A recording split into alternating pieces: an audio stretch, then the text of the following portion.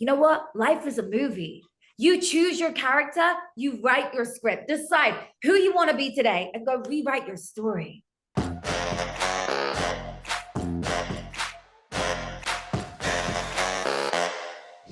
We've got today the host of Law of Attraction Secrets podcast. She's a motivational speaker, TV host extraordinaire, my friend, Natasha Graziano. Welcome to the show. Hi, Sari. I'm so excited to be here today. I'm so excited to have you here. I want to jump into all of the amazing things you're doing, and I want to start a little bit with your journey, because you have managed to reach a wide audience, and people who just they need you in their lives. Tell me a little bit about your journey and how you found your voice. So it's actually a crazy story. It was in a rock bottom that I found my voice. It wasn't even from a good time. It was when I was in my darkest time. It was when I was without a voice, when I was sick, I was bedbound, and I didn't know where I was going to go. I was a single mom in hundreds of thousands of debt. And I literally was rock bottom. And I remember in that rock bottom thinking, how am I going to get out of here?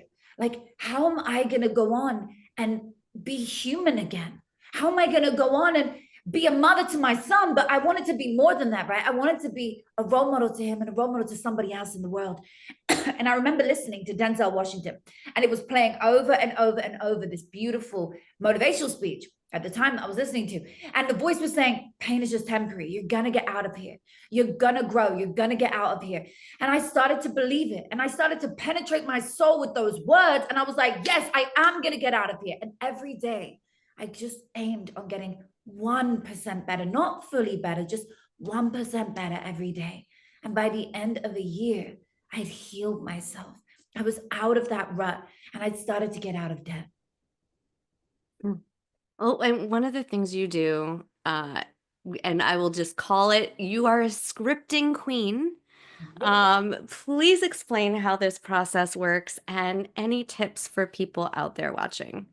Okay, so scripting is the art of writing down your goals in the past tense as though you've already achieved them. And that is what I did to get out of that rut. That's what I did when I was at rock bottom, when I was like, how do I get out of here? And I decided to write a story about myself, rewriting my own story. I didn't like my current story. I didn't like that I was in debt. I didn't like that I was unwell. I didn't like that I was a negative person, that I was in this icky situation. So I rewrote a story about myself. I became the #1 female motivational speaker, let alone even being a motivational speaker. Can you imagine? But I wrote it down. And I became a success. People loved me. I helped so many people around the world. I had a beautiful family. I met the love of my life, and I wrote about it in the past tense. Scripting has gone on to help tens of millions of people worldwide. I did a whole TED talk on it. It's something that helps you to rewrite who you are. You know what? Life is a movie. You choose your character, you write your script, decide who you want to be today, and go rewrite your story. What was the first thing you did as a motivational speaker, and how did you see your career start to take off? So as a motivational speaker, I didn't even know where the fuck to start. But I basically decided if I could get in with all the people who are already on stages at conferences, and I started to look and see there was a pattern. I was like, oh, it's these kind of people. Oh, it's these people. Oh, wow, there's Eric Thomas. Oh, wow, there's Dave Goggins. Oh, wow, there's Dan Fleischman. I started to see these names. And then I was like, okay, maybe I can add value to them. I didn't want to like put myself out there and be like, I'm a speaker when I wasn't. So what I would do is I would say, come on my show, and I would leverage what I had at the time. And at the time, I had this big following on Instagram. Well, by big at the time, I think I had 1 million followers, which I thought was enormous. And by the way, that still is a big following. It's just not where I am today. But I thought that was massive at the time. I was like, oh my God, but I used it in the right way. So I started inviting people on my show. I started saying, come on my show, which turned out to be my podcast, which is the top show today on iTunes. However, at the time, it was just a Zoom show. I was literally just having people on, cutting up the clips, putting them on my Instagram, and boom, that was the show. But that was adding value to them. I was able to promote their products, their services.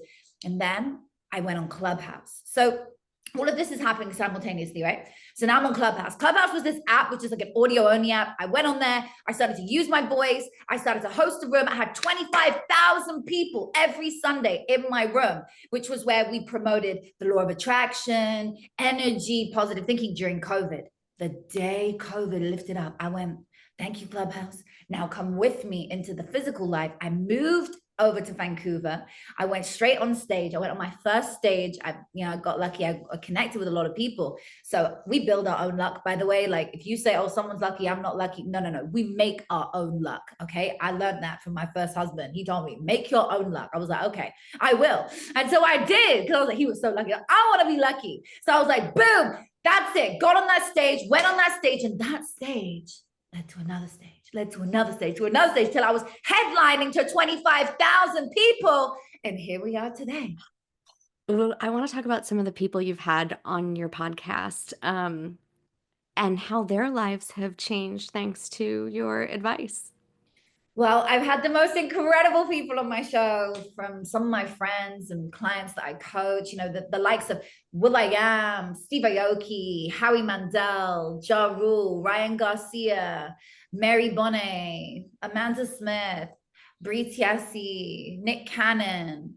Oh my God, that's just the tip of the iceberg. I'm literally filming after this with 4 enormous names as well. So it's really exciting. But the show is wonderful. How has it changed their life? Because I don't engage in bullshit conversation and talking like oh, how are you? Oh, you like my nails? Fuck that. I speak on such a real level. I speak to people and I'm like, what's happening in your life? Like, how actually are you? I give them a copy of my book. And then sometimes I do coaching sessions with them. Sometimes, a lot of the time, I do meditations for them. I send them personalized guided meditations that are there to reprogram their subconscious mind. And I've seen people conceive babies.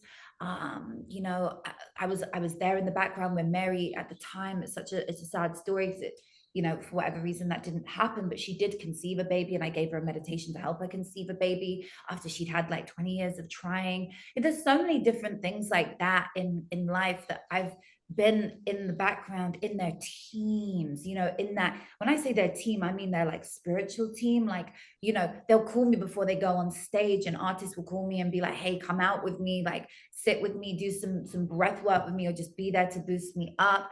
Boxers will be like, I mean, Ryan Garcia proposed to me on my show, so that was very public, and it's still on his Instagram.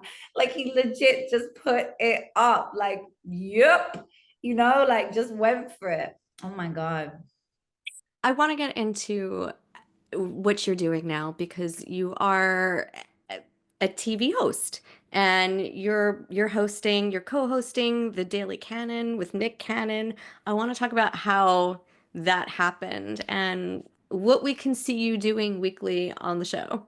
Well, he has lots of cool people on. It's so exciting. Guests. So I started as a guest, actually. I just went on as a guest, and then they were like, come on now, like, as a regular, and let's do this. And I was like, oh my God, I love it. Nick's an incredible guy. He's one of the biggest geniuses I've ever met on planet Earth. He is a mogul in this world, in this industry. He is a music mogul, a movie mogul, a business mogul. He's someone who I think will be one of the biggest billionaires that we see in today's world, alongside the Elon Musks. And he creates these really cool shows. He's super creative. So being a part of them is really fun. I've obviously been on his other show. He's been on mine. It's a lot of fun. We have a lot of fun with what we do. But on the show, you can expect some bad bitch behavior. You can see my other side, because I'm unapologetic as fuck. And I tell people that. I'm not trying to be like, okay, darling, let's meditate and forget about all our problems and they'll all just go away. No, I'm going to teach you tough love and show you how to get out of your situation, how to get out of there and change your life. And so that's what I do. I go on there and I'm just me. We talk about music. We talk about pop culture. We talk about fun. Sometimes there's some scandals, sometimes there's scandals of me going on at the time, or Nick or whatever. So it's real fun. It's really exciting. And yeah, I really enjoy it. I think everyone enjoys every Monday morning at 10:30 a.m. Pacific. You can tune in. And I also co-host on The Lion Out on Fox. Here and there, which is super fun whenever I can get down to DC, which is really cool. So I really enjoy that show too. And then, yeah, just TV hosting is like everywhere right now for me. I'm, doing my own show, which is really exciting. I want to get into that. You told me a little bit about what you were doing here, who you're working with, but please share what you have coming up and what people can expect on that front. Well, I have been working on a very exciting, very fun late night talk show with my godfather, Larry Namer. And we've brought in now Mike Hofert, who is also a producer from America's Got Talent. So we have put together the coolest late night talk show. It's so fun. We had Will I Am on the first episode, Gigi Gorgeous, King Batch, Mary Bonham, Remain. Oh my God, it was amazing. And then a performer from I think the son of the Rolling Stones. It was so cool. It was such an amazing first pilot that we did. So we're really excited. We get into filming really, really soon. And I can't reveal where it's going. I can't reveal any more than that. But all I can tell you is this is a first of its kind. Like there is no show like this. It is a unique killer boom in your face, and it's going to be very addictive to watch.